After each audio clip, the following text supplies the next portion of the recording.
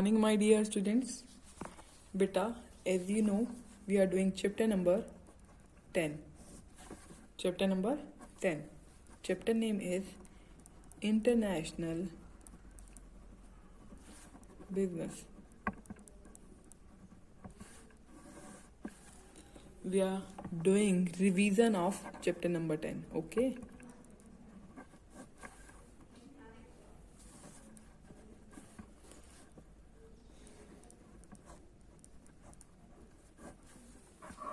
Clear? Beta, in our previous video, we have studied benefits of external trade. External trade के benefits हमने अपनी previous video में read out करे थे. इसके बेनिफिट्स जो होते हैं वो नेशन को भी होते हैं और फर्म को भी होते हैं. वो दोनों हमने रीड आउट कर लिए. Benefit to nations and benefit to firm, ये दोनों हमने रीड आउट कर लिए. ओके, आज हम modes of entry into international trade पढ़ेंगे. Mode of entry into international trade पढ़ने वाले हैं. Okay,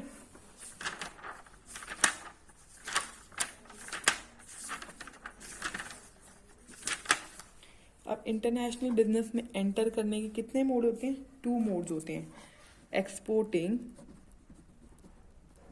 and importing. 2 मोड हुए, एक्सपोर्टिंग एंड इंपोर्टिंग. ठीक है, अब आपको पता होना चाहिए एक्सपोर्टिंग किसे कहते हैं. तो लिखें, exporting refers to sending of goods and services from the home country to a foreign country. देखो, एक्सपोर्ट करने का मतलब बच्चा, जब हम अपनी कंट्री से, होम कंट्री से फॉरेन कंट्री में गुड्स और सर्विसेज भेज रहे हो, सेंड कर रहे हो, उसको बोलते हैं exporting. Sending of goods from home country to foreign country, अपनी कंट्री से बाहर वाली कंट्री में अगर हम गुड्स और सर्विसेज भेज रहे हैं तो उसको बोलते हैं exporting. Let's come to importing.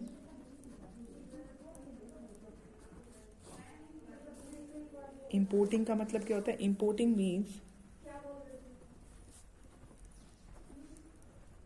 means buying goods and services from a foreign country. Importing का मतलब क्या होता है? जब हम गुड्स और सर्विसेज बाहर की कंट्री से, मीन्स फॉरेन कंट्री से खरीद रहे होते हैं. Okay, importing means buying goods and services from foreign country. Foreign country से हम क्या गुड्स और सर्विसेज बाय कर रहे हैं. Okay, it is called as importing. Clear? Next one is meaning of export trade. Export trade का क्या meaning होता है, ये हम पढ़ने वाले हैं. Meaning of export trade. Export trade refers to selling goods and services produced in the home country to foreign country or across the border. This one is clear. देखो, एक्सपोर्ट ट्रेड आ गया बच्चा. पहले हमने एक्सपोर्टिंग पढ़ा था, अभी आया export trade. ठीक है, ट्रेड में आपको पता है बाइंग और सेलिंग होती है, बट एक्सपोर्ट ट्रेड में क्या होता है? एक्सपोर्ट ट्रेड में जब हम सेल करेंगे अपने गुड्स और सर्विसेज, कौन सी गुड्स और सर्विसेज जो हमारी कंट्री में ही प्रोड्यूस हुई हैं, produce in home country to foreign country, बाहर की कंट्री में। ओके देखो, जैसे अगर इंडिया जापान को, जैसे इंडिया कंट्री में वीट, इंडिया ने वीट एग्रीकल्चर प्रोडक्ट वीट है एक, इसने ग्रो करी, ठीक है, इंडिया ने ये एक्सपोर्ट करी, एक्सपोर्ट करी मतलब सेलिंग गुड्स, मतलब सेल कर रही है वीट जो प्रोड्यूस दिया इंडिया में टू फॉरेन कंट्री, बाहर की कंट्री में। जब इंडिया से वीट बाहर की कंट्री में सेल ऑफ हो रहा है, इसको बोलते हैं एक्सपोर्ट ट्रेड, ठीक है बच्चा। देखो इसके बाद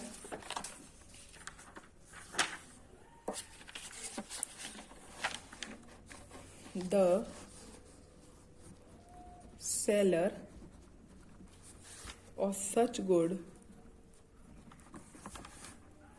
the seller of such goods and services is known as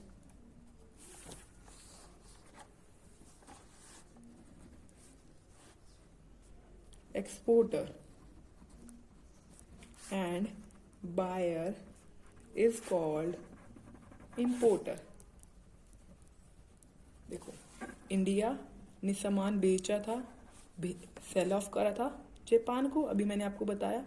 देखो इंडिया कौन है और जापान कौन है, इंडिया जो है वो सेल कर रही है, the seller of such good, जो seller of such goods and services is non exporter.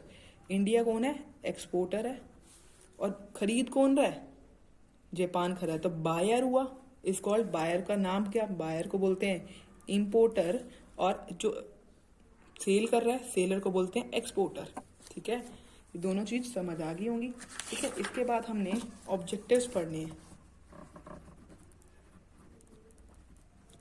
Objectives of export trade. देखो एक्सपोर्ट ट्रेड के क्या ऑब्जेक्टिव है, अब हम ये पढ़ेंगे। देखो एक्सपोर्ट ट्रेड के क्या ऑब्जेक्टिव है हमने पढ़ना। पहला objective, to sell surplus goods, to sell surplus goods. First objective is to sell the surplus goods. देखो अब जैसे इंडिया है, इंडिया था, हमने एग्जांपल लिया इंडिया और जापान का। इंडिया के पास, इंडिया को जो वीट था, जो इंडिया का नीड जो थी वीट की,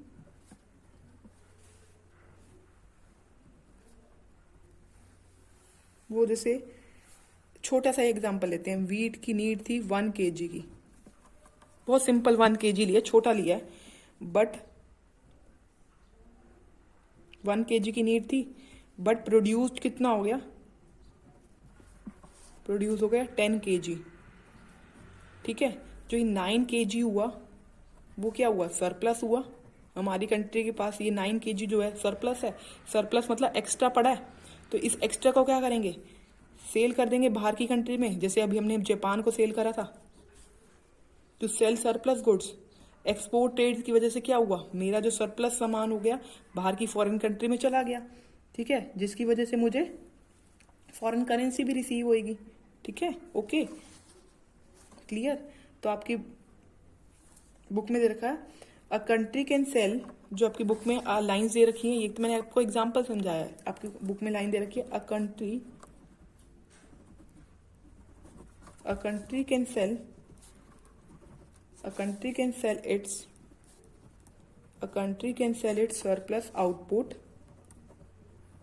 to foreign country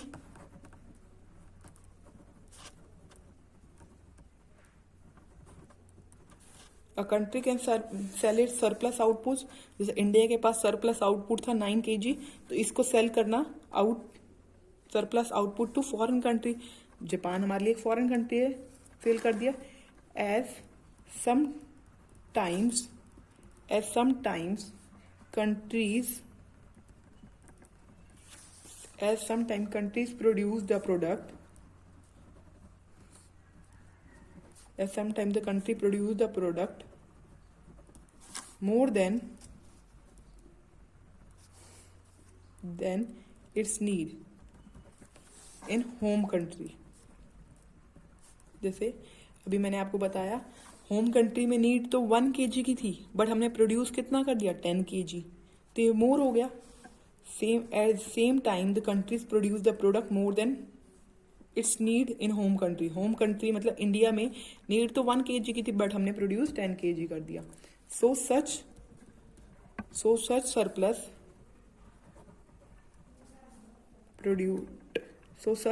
product can be exported. So such surplus product can be exported. तो इसको हमने क्या कर दिया, एक्सपोर्ट कर दिया. सेकंड पे आइए बच्चा, second point, objective of export trade. अब हम क्या पढ़ रहे हैं, objective of export trade. Second objective is to make better utilization of resources.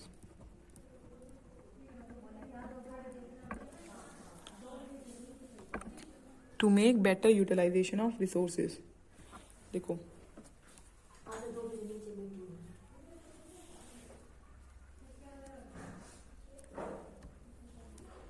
इसमें क्या हुआ बच्चा,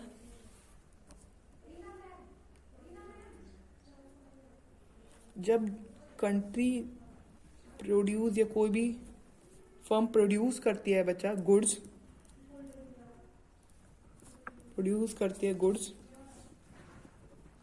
at large scale,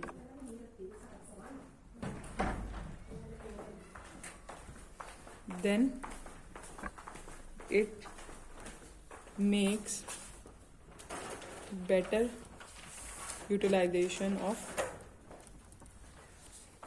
resources.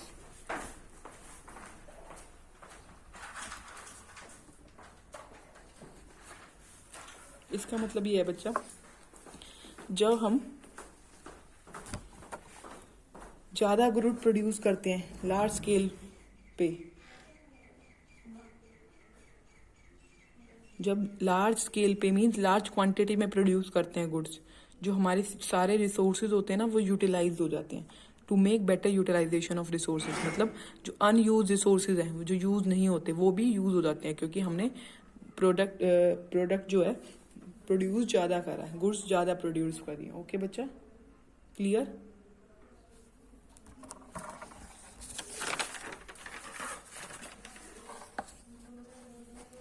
Third one is to earn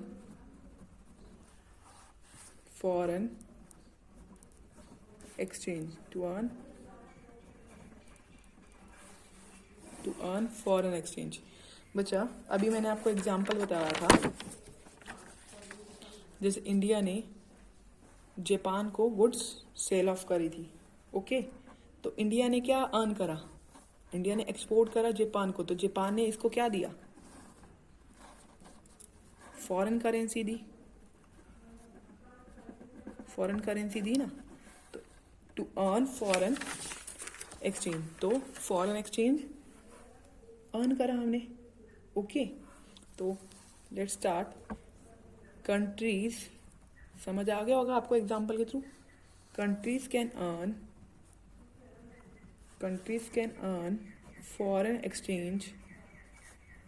Countries can earn foreign exchange by, country ने earn करी foreign exchange by selling the goods,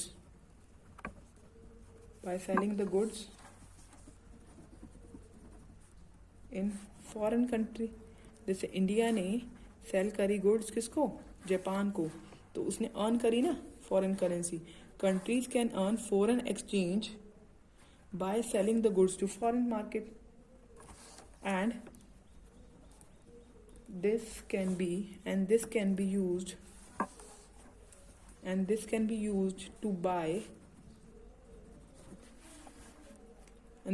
used to buy, buy capital goods and technology from foreign market.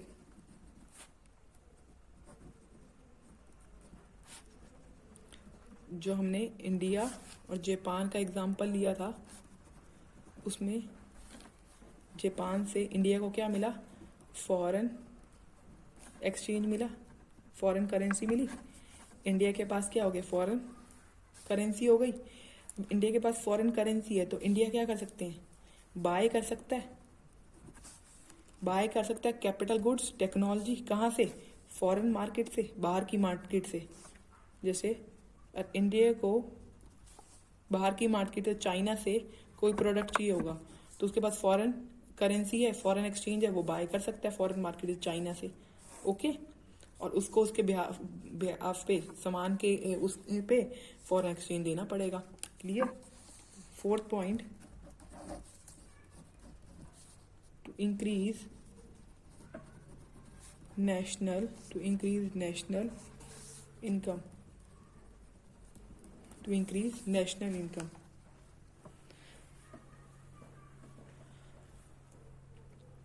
देखो, जब हम export करते हैं ना अपना trade, अपना ट्रेड बोल रहे हैं बच्चा, जब आप अपना सामान सेल ऑफ करते हैं बाहर की कंट्री में, एक्सपोर्ट करते हैं, तो बच्चा हमारा standard of living, quality of life जो इम्प्रूव हो जाती है। ठीक है, और हमारी नेशनल इनकम भी होती है ना बच्चा, वो भी इंक्रीज होती है।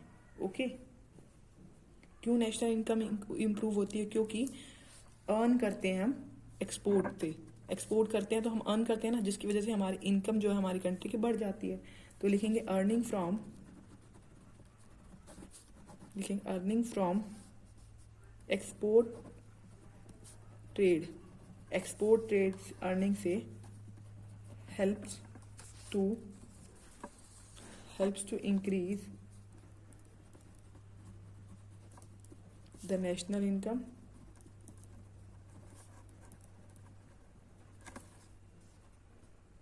Earning from export trade helps to increase the national income.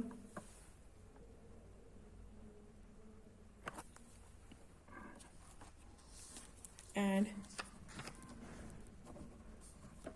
higher national income improves the standard of living and quality of life of people in the home country.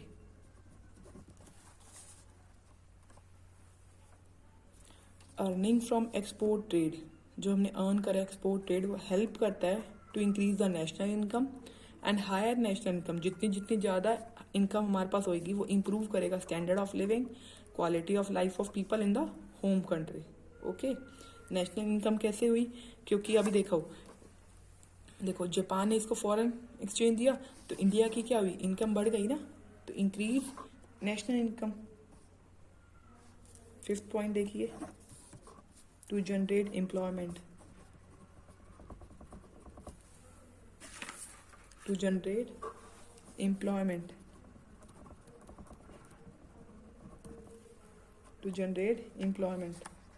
देखो, टू जनरेट एम्प्लॉयमेंट का मतलब देखो बच्चा, अगर हम extra goods produce कर रहे हैं, ठीक है, जितनी हमारी कंट्री में नीड है उससे ज़्यादा गुड्स प्रोड्यूस कर रहे हैं। ज़्यादा गुड्स अगर हम प्रोड्यूस कर रहे हैं, ठीक है, अगर हम ज़्यादा गुड्स प्रोड्यूस कर रहे हैं तो हमें ज़्यादा पर्सन चाहिए होंगे, ठीक है, ज़्यादा लेबर चाहिए होंगे।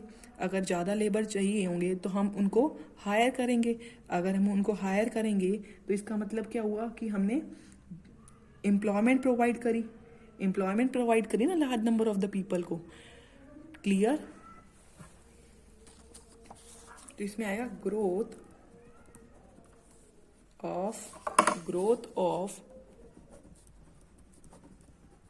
Of export trade creates employment opportunities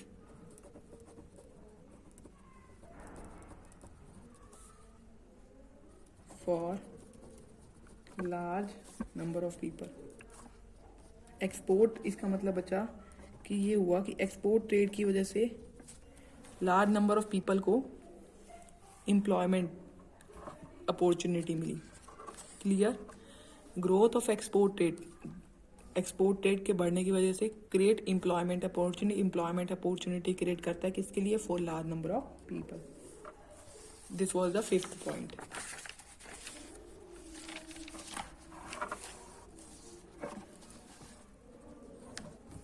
Sixth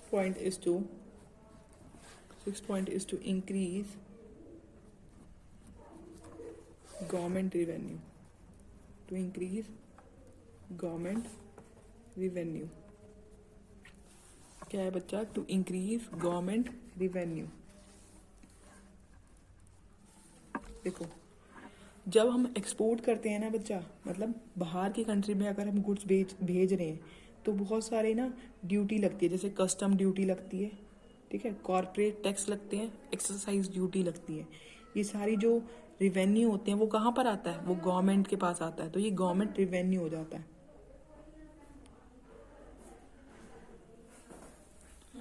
okay बच्चा। To increase government revenue, the export trade generate revenue in the form of custom duty,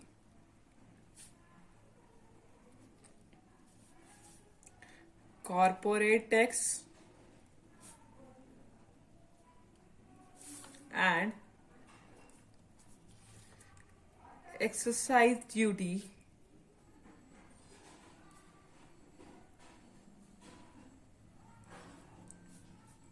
this revenue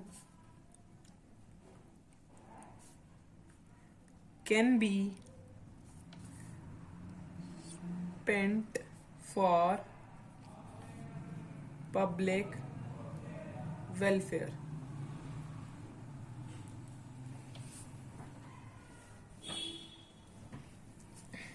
देखो, एक्सपोर्ट ट्रेड होता है बच्चा, वो जनरेट करता है revenue in the form of custom duty, corporate tax and exercise duty. जो ये revenue होता है बच्चा, वो can be spend for public welfare, public welfare के लिए वो स्पेंड हो सकता है। Okay. 7th point,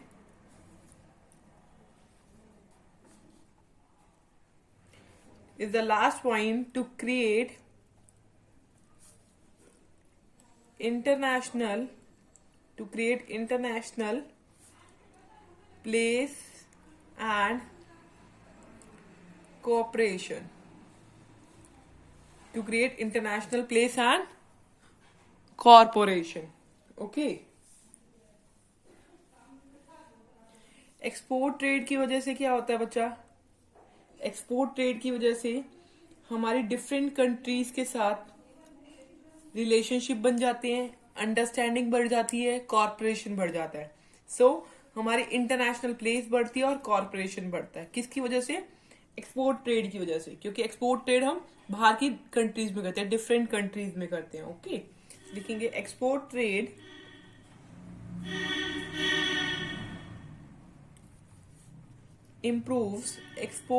improves understanding, relations and cooperation between different countries। Clear this बच्चा? देखो, आपकी बुक में इसके बाद बच्चा एक्सपोर्ट प्रोसीजर दे रखा है, बट मैं आपको आज एक्सपोर्ट प्रोसीजर नहीं पढ़ाने वाली बच्चा। मैं कल की वीडियो में आपको एक्सपोर्ट प्रोसीजर पढ़ाऊंगी। उससे पहले बच्चा आपको कुछ टर्म्स जो हैं एक्सपोर्ट ट्रेड से रिलेटेड आपको पता होनी चाहिए। So we will do important terms use in export trade. हम क्या पढ़ने वाले हैं आज? Important documents used in external trade.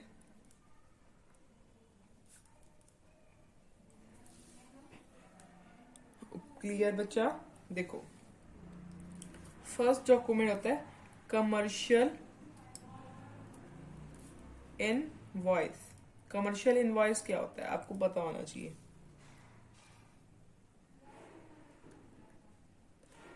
जो डिटेल होती है गुड्स की, जो एक्सपोर्टर भेजता है, वो कौन से डॉक्यूमेंट में होती है? कमर्शियल इनवॉइस में। कौन से डॉक्यूमेंट में होती है? कमर्शियल इनवॉइस में। इस डॉक्यूमेंट में क्या होती है बच्चे? डिटेल होती है of the goods supplied by the exporter. Exporter कौन सी गुड्स भेज रहा है, कितनी क्वांटिटी में भेज रहा है, क्या क्वालिटी है उसकी, इस डॉक्यूमेंट में लिखा होता है कमर्शियल इनवॉइस में। तो क्या लिखेंगे बच्चा? This document contains the details of good supplied by exporter। जो एक्सपोर्टर सप्लाई करता है गुड्स किसको? इंपोर्टर को। वो सारी गुड्स की डिटेल्स जो डॉक्यूमेंट में होती हैं उसको बोलते हैं कमर्शियल इनवॉइस। तो commercial invoice is a document which contain detail of a goods supplied by exporter. Okay, second point is packing list. Second point is packing list. देखो, पैकिंग लिस्ट वो डॉक्यूमेंट है जिसमें date of packing, order number, bill of landing number इस list में, packing list में लिखा होता है। तो क्या लिखेंगे? दिस लिस्ट, पैकिंग लिस्ट में आएगा this list contains, this list contains the date of packing, किस टाइम पे, किस टाइम मीन्स किस डेट पे वो गुड्स पैक्ड हुई थी। ओके, पैकिंग लिस्ट में वो लिखा होगा। क्लियर? ऑर्डर नंबर, एक ऑर्डर नंबर होता है, वो भी इसी लिस्ट में लिखा होगा। बिल ऑफ लेडिंग, ये मैं आपको अभी बताऊंगी क्या होता है, नंबर, एक्सेट्रा। क्लियर? ये दो डॉक्यूमेंट्स आपको क्लियर हो गए होंगे। Third document is important document which is bill of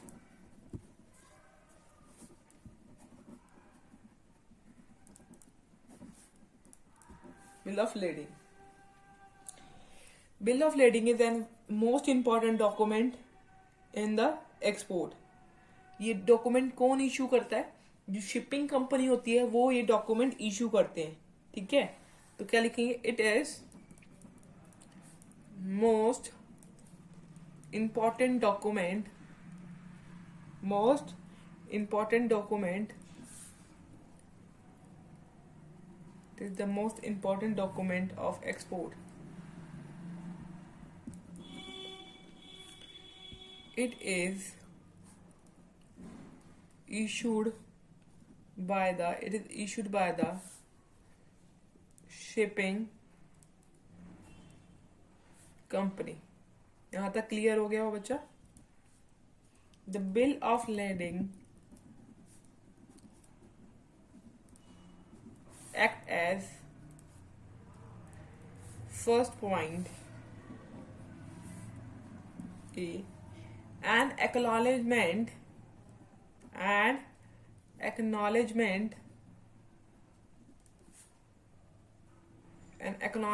for receipts of goods। ये बच्चा, ये एक एक्नॉलेजमेंट होता है कि शिपिंग कंपनी इश्यू करते हैं कि शिपिंग कंपनी के पास वो गुड्स पहुंच गई है, N acknowledgement for receipt of goods, okay, कि उन्होंने शिपिंग कंपनी वालों ने रिसीव कर ली है गुड्स, ठीक है, वो अपने ध्यान में रखेंगे अब ये वाली गुड्स का, ठीक है। और सेकेंड पॉइंट क्या है बच्चा, a document of title to goods. Title to goods का मतलब ये देखो, एक पर्सन होता है जो दे रहा है गुड्स, वो शिपिंग कंपनी को दे रहा है, शिपिंग कंपनी ने उसको रिसिप्ट दे दी गुड्स की, ठीक है, ओके। अब जिसको देनी है, टाइटल मिलना है उस गुड्स का, क्लियर। शिपिंग कंपनी दूसरे पर्सन को देगी भी तो टाइटल भी देगी to goods, a document of title to goods, goods को टाइटल भी देगी जिसको वो प्रोवाइड करेगी। एक पर्सन तो ये हुआ बच्चा जिसने दी गुड्स, उसने शिपिंग कंपनी को दे दी और शिपिंग कंपनी ने acknowledgement for receipt of goods, उसको रिसिप्ट दे दी गुड्स की, ठीक है। और दूसरा a document of title to goods, अब हम जिसको प्रोवाइड करने वाले हैं गुड्स, जिसके लिए गुड्स जा रही है शिप में, तो उसको टाइटल टू गुड्स देंगे। गुड्स टाइटल मतलब हैंड ओवर करके आएंगे, ओके। इस वजह से बिल ऑफ लैंडिंग इंपॉर्टेंट, क्योंकि ये डॉक्यूमेंट उस पर्सन के पास भी होगा, ठीक है, उस पर्सन को भी ये गुड्स के लिए लेने के लिए ये डॉक्यूमेंट उसको चाहिए होगा, ठीक है। C point, a contract of infringement, a contract of infringement, a contract of affrighment,